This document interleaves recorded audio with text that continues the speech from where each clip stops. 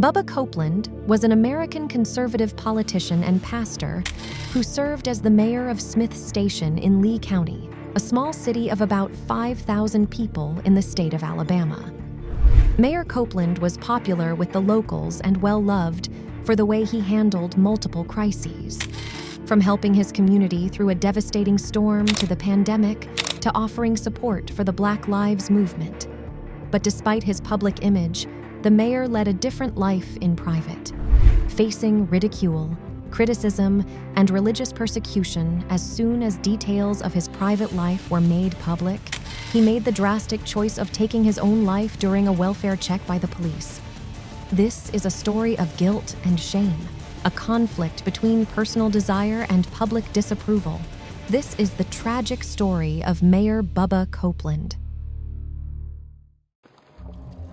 Smith Station, Alabama, is part of the American Bible Belt, a term that describes regions in the United States where socially conservative Christianity is dominant. With a huge population of evangelical Christians, less than 10% of residents in Alabama identify as non-religious, which is well below the national average of about 30%. Tolerance for LGBTQ+ individuals is very low there. Alabama has a safety index score of 9.3 out of 100, making it the third worst state for LGBTQ+ safety.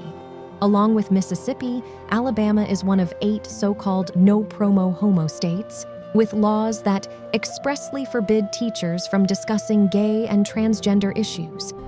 The state's sex education program mandates that classes must emphasize in a factual manner and from a public health perspective that homosexuality is not a lifestyle acceptable to the general public and that homosexual conduct is a criminal offense under the laws of the state. And of course, transgender individuals aren't very welcome there either. Alabama, over the past few years, has passed multiple laws restricting equality for LGBTQ+ individuals, including banning trans children from participating in sports. Unsurprisingly, it made sense that a mayor of a city in Alabama would also double up as a pastor at his local church. He took on several roles in his public life, and until recently discovered, also assumed a different role in his private life as well. Mayor Copeland ran a local convenience store and was pastor at the First Baptist Church in nearby Phoenix City. In March 2019, as part of his public duties, Copeland led his city in weathering the horrific devastation of a March storm that caused a violent tornado. This tornado whipped up winds up to 170 miles per hour, which killed 23 people. He helped secure Federal Emergency Management Agency, FEMA, relief for more than 300 affected families, which enabled them to get close to $500,000 in aid. This ensured that families who incurred losses that were not covered by their insurance companies were able to receive adequate reimbursements. Due to his efforts, he also met the then-President Donald Trump, who visited the state in the aftermath of the storm demolition. A year later, Mayor Copeland also organized a remembrance service in honor of those who lost their lives during the storm. He and other elected officials also pressed ahead with plans to build a storm shelter in the community. He also led the county during the COVID-19 pandemic, encouraging vaccinations and efficiently securing masks and PPEs. During the height of the Black Lives Matter movement, he helped organize peace walks and offered support to the nationwide cause. During an interview with a local TV station, he stated his love for his community and constituents, but perhaps eerily, also made comments foreshadowing his own demise. It really is like everybody knows your name. You know, everybody dies famous in a small town. Our community has very, very low crime, very low drug abuse. Our number one problem is people taking their own lives. It is sad. I think a lot of it has to do with the military. I think some of it has to do with social media and the reality of that. That's the number one problem we have. Although Mayor Copeland's public social media presence detailed baptisms, family gatherings, homecoming parades, and sales at his grocery store, his private life on social media was wildly different. Mayor Copeland had a string of accounts that he operated using a pseudonym.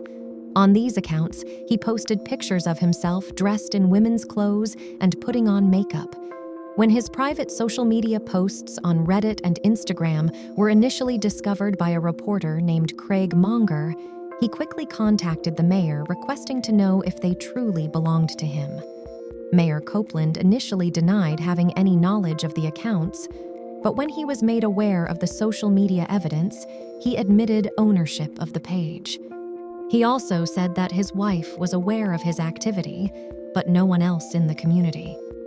He claimed it was only a means of getting rid of stress and called the postings a hobby he had been interested in since his youth, and described his dressing up as a fantasy, not too different from cosplay.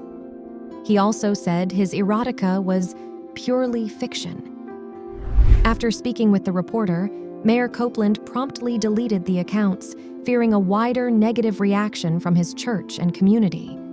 He also pleaded with the reporter not to make the information public due to his family and position as a pastor.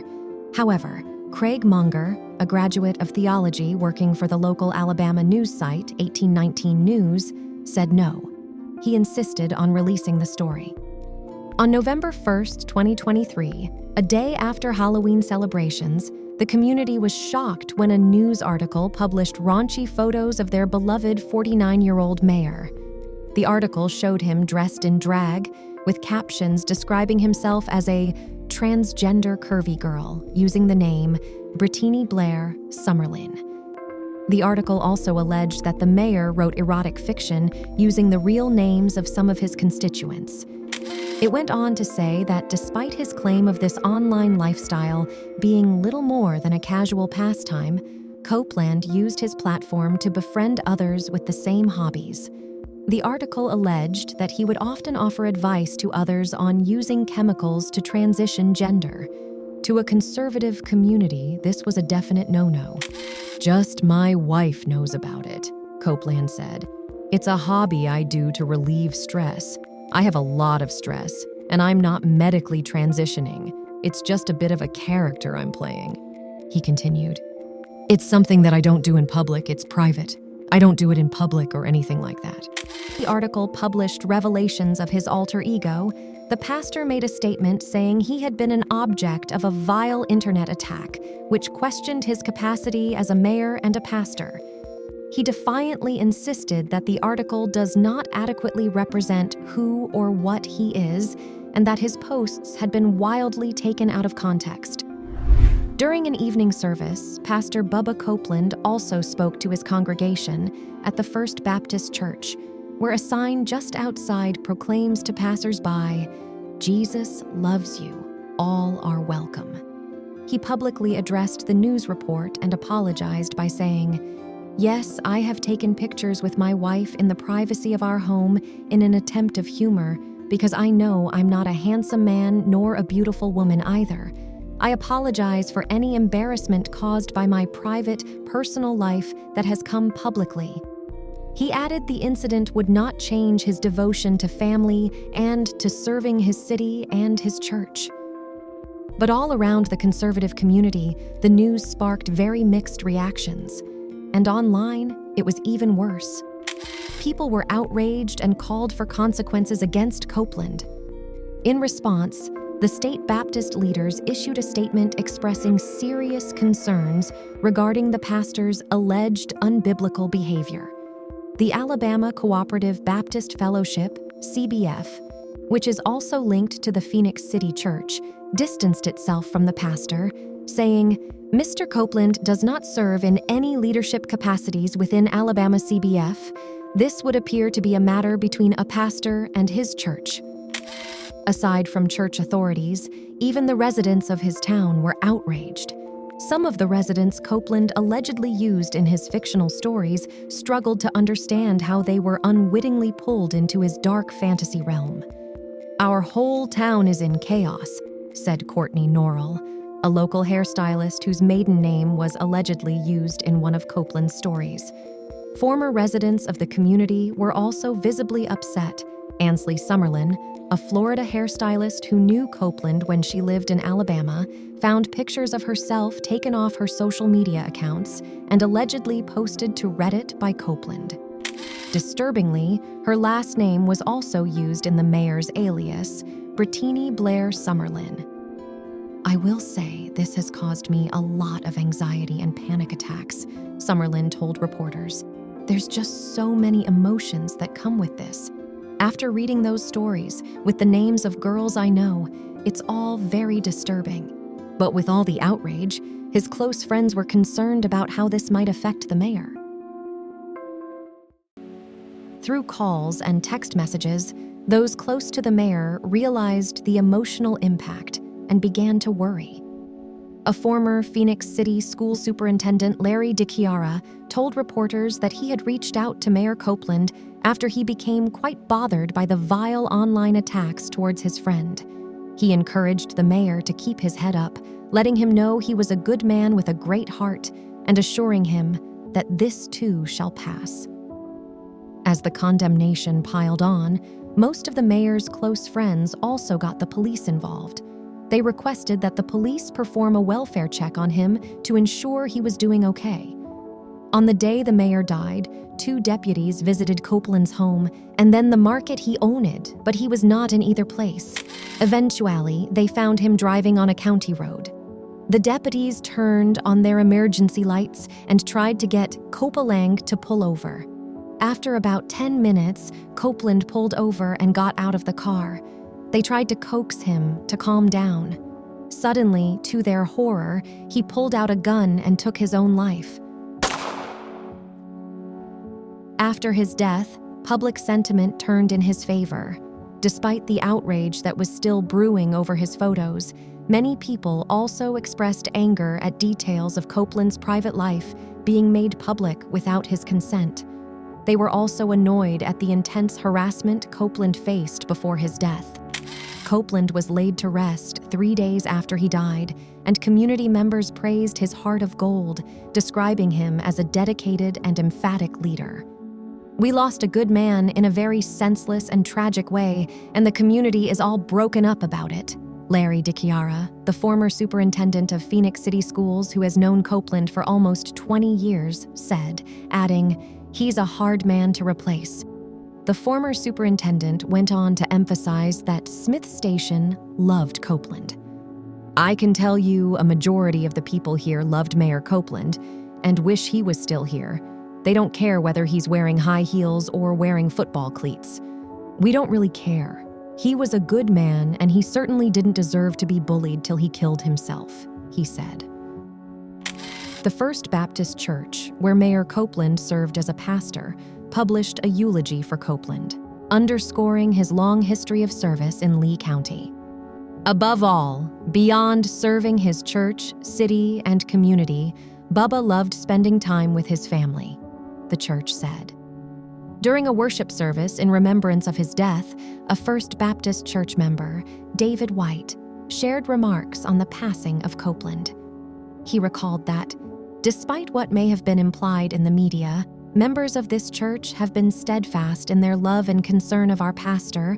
I know that my friend Bubba Copeland loved this church and its people." The former Alabama Democratic U.S. Senator Doug Jones also praised Copeland's leadership and friendship in a post on X, formerly known as Twitter. In Jones' post, he said, "He was a good man and a great mayor who led the small town of Smith Station through the tough times of a devastating tornado a few years ago." The story of Mayor Bubba Copeland raises critical questions about societal attitudes toward gender expression, the right to explore identities privately, and the effect of public exposure on an individual's mental health.